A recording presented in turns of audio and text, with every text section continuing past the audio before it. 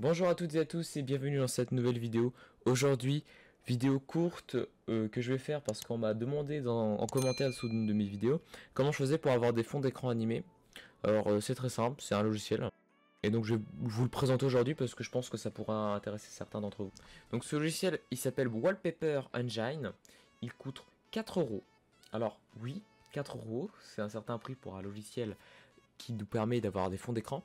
Mais croyez-moi, ça vaut largement le coup pour la simple et unique raison qu'on va pouvoir accès à une bibliothèque de fonds d'écran absolument énorme et des choix, des tris vraiment incroyables. Évidemment, vous pouvez vous-même créer vos fonds d'écran animés grâce à ce logiciel. Alors, c'est très simple pour trouver ce logiciel. Déjà, vous pouvez le prendre directement sur Steam. Il est sur Steam. Voilà, Wallpaper Engine. Vous cherchez. Il coûte 4 euros, comme vous pouvez le voir, juste là. Voilà, vous l'achetez, c'est très bien.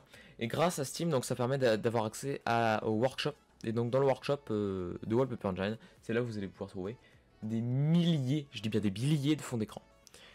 Alors, donc ce qu'on va faire une fois que vous l'avez acheté, installé, donc il pèse pas grand chose, je crois qu'il pèse, enfin si, je crois qu'il pèse quand même son certain poids. Une centaine de 300 MO, à peu près comme ça. Donc une fois que vous l'avez, moi, ce qui est déjà le cas en l'occurrence, vous le lancez tout simplement. Voilà, voilà. Donc là, vous faites changer de fond d'écran. Alors moi, j'ai deux écrans que vous pouvez le voir, donc je peux sélectionner écran par écran. Je peux par exemple faire fond d'écran, mais comme par exemple dans le 2, voire 3, voire 4, voire autant d'écrans que vous voulez. Vous pouvez faire des fonds par écran, donc c'est par exemple un fond d'écran par moniteur. Et tirer le fond d'écran, ça permettrait d'avoir un fond d'écran qui sera sur les deux.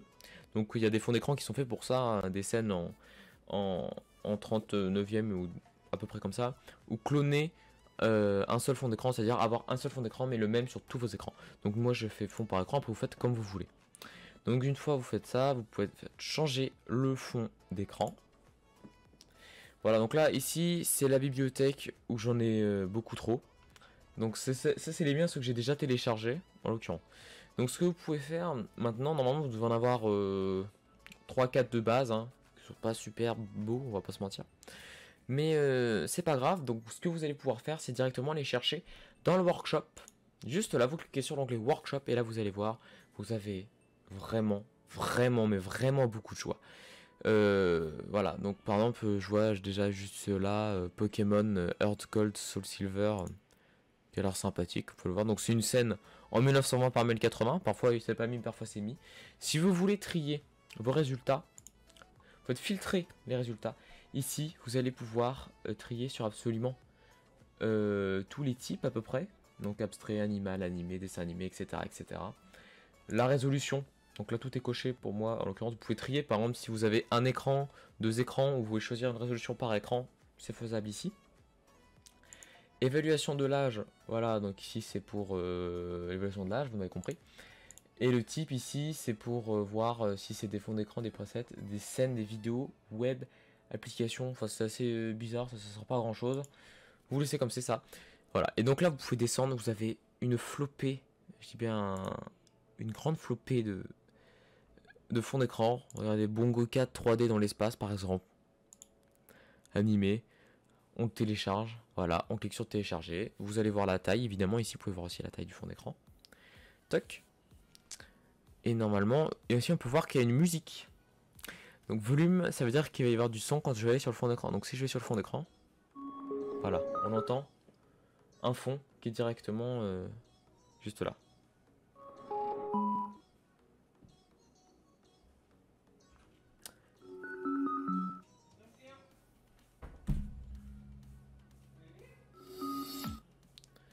Donc vous avez des fonds d'écran avec de la musique. Alors moi, vous avez entendu, il y a certains petits bugs de musique, c'est normal. C'est que dans les paramètres, j'ai dû activer, voilà, juste là, et elle en fait continuer d'exécuter. Hop. Donc voilà, ce que vous pouvez voir, c'est un petit clip, donc on va couper ça tout de suite parce que je suppose qu'il y a des droits d'auteur là-dessus.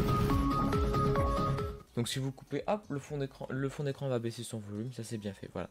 Donc vous avez ça, évidemment si vous voulez pas la musique, vous pouvez désactiver le volume, voilà. La vitesse de lecture, vous pouvez changer l'alignement, la position. Voilà, donc on peut voir Bongo 4 en 3D dans l'espace, c'est magnifique. Donc là on peut voir c'est carrément toute une vidéo, hein. Parfois il y a juste des petits fonds d'écran, des boucles comme on a vu celui au début de la vidéo. Alors en ce moment je très hypé par exemple Cyberpunk. Donc imaginons on veut mettre ce petit fond d'écran Cyberpunk. Alors là c'est un fond d'écran 4K. Mais c'est pas grave, on va le mettre quand même, on va essayer. Ça peut marcher, vous pouvez quand même régler que vous téléchargez en 4K ou non, ça va quand même l'afficher en 1080, vous inquiétez pas pour ça. Pareil, il y a de la musique dessus, visiblement. Voilà, donc la musique du jeu. Alors là, vous voyez certains lags, évidemment, parce que mon PC gère pas forcément le fond d'écran.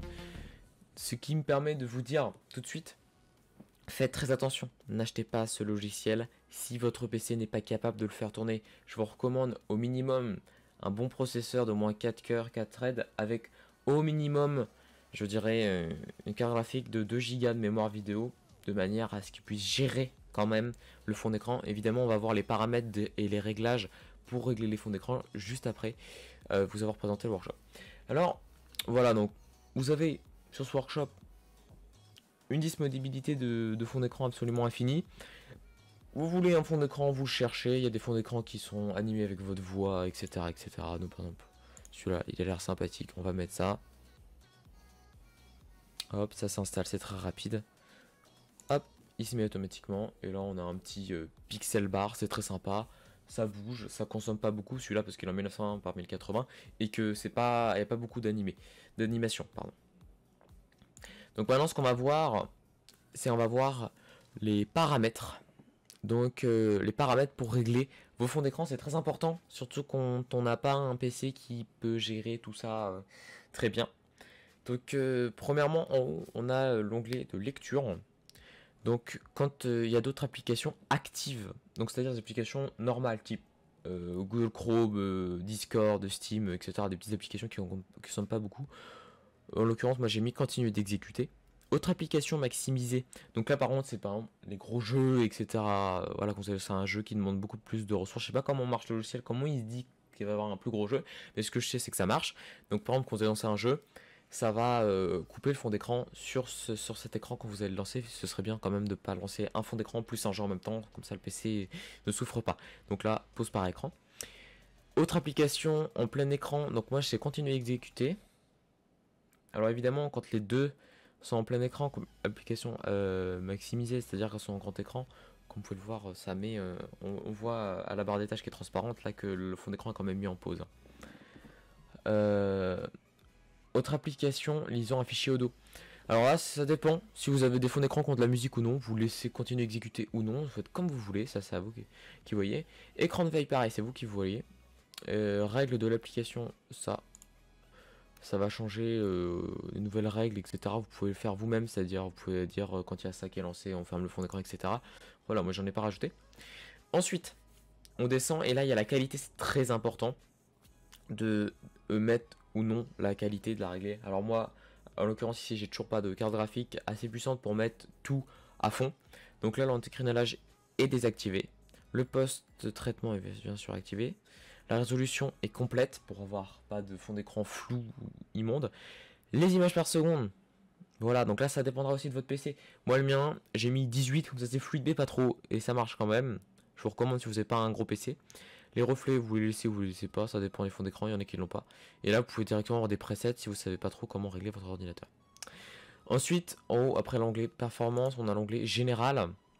Donc là bien sûr, lancer au démarrage de Windows, priorité élevée, c'est mieux. Évidemment, je vous recommande d'avoir installé le logiciel sur un SSD. Si vous n'avez pas de SSD, c'est pas grave, mais si vous en avez un, priorisez de l'installer dessus, comme ça, ça démarrera plus vite et ça démarrera directement. En l'occurrence, moi, quand j'allume mon PC avec sur SSD, le fond d'écran prend 10 à 30 secondes avant de s'activer. Ajuster les couleurs Windows, vous l'activez ou le désactivez, ça dépend si votre barre des tâches, etc. Vous voulez qu'elle soit de la couleur accordée à votre fond d'écran comme Windows le fait d'habitude. Langue de l'interface, vous laissez en français. Si vous êtes dans un autre pays, vous voulez choisir la langue, vous choisissez ce que vous voulez. Opacité des icônes, ça c'est pour les icônes du bureau, pareil. Moi je laisse à fond. Hein.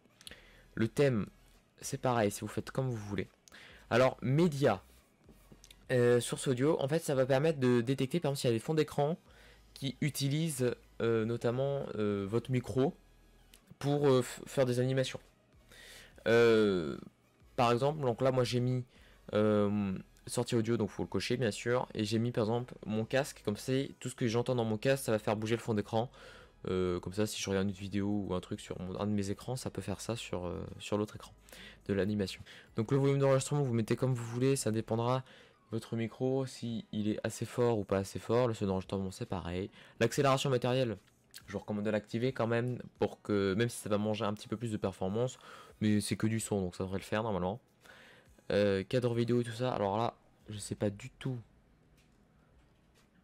de quoi ça correspond, tout ça, je n'ai jamais touché.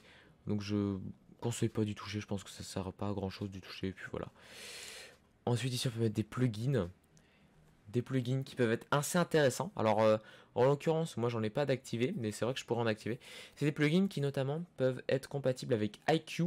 Donc iQ c'est le logiciel qui gère les périphériques de la marque Corsair, et Chroma, et qui me semble c'est ceux de Razer. Voilà, donc ce qui va vous permettre de... Par exemple, si vous avez un fond d'écran animé RGB, ce que notamment iQ a mis sur le logiciel, ça permettra de synchroniser avec l'éclairage de votre ordinateur, votre souris, votre clavier, ce qui peut être sympathique pour ceux qui aiment avoir tout de synchronisé. Et à propos ici, on a les gens qui ont permis de faire le logiciel comme d'habitude, le build de la version du logiciel, etc. Et bien sur ce, c'est la fin de cette vidéo, j'espère qu'elle vous aura plu. Si c'est le cas, n'hésitez pas à liker et à vous abonner, activer la cloche pour recevoir les nouvelles vidéos. Et surtout, n'hésitez pas à aller vous abonner sur le compte Instagram. Si vous avez besoin d'aide, n'hésitez pas à me contacter directement dessus, ou sur Discord, lien dans la description. Sur ce, c'était Atlas pour chaîne Atlas 2.0, au revoir.